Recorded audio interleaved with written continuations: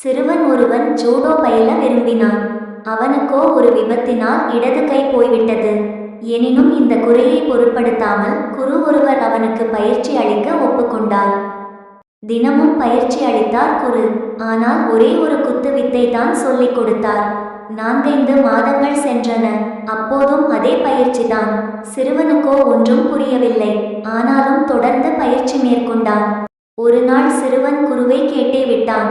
இந்த ஒரு குத்து போதும் உனக்கு என்று சொல்லிவிட்டார். நாட்கள் கடந்தன. குரு சிறுவனை போட்டிக்கு அனுப்பினார். ஒரு கையுடன் வந்த சிறுவனை பார்த்து பலரும் அற்பமாய் எண்ணினர். ஆனால் நீங்கள் நினைத்தது சரிதான். வெற்றி சிறுவனுக்கே. தன்னை விட பலசாலிகளை எல்லாம் ஆக்ரோஷமாய் எதிர்கொண்டு வீழ்த்திவிட்டான்.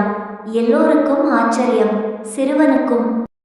எப்படி குருவே, என்னால் ஒரு கையை மட்டும் வைத்துக்கொண்டு ஒரே ஒரு குத்து பயிற்சியை மட்டும் கற்று வெற்றி பெற முடிந்தது என்று அந்த சிறுவன் கேட்டான்.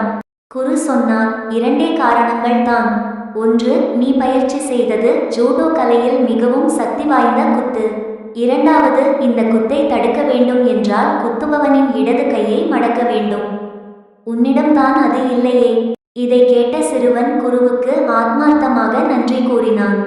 இக்கதையின் நீதி: நம்மில் தோன்றும் பலவீனத்தை சரியான முறையில் பயன்படுத்தினால் அது பலமாக மாறலாம்.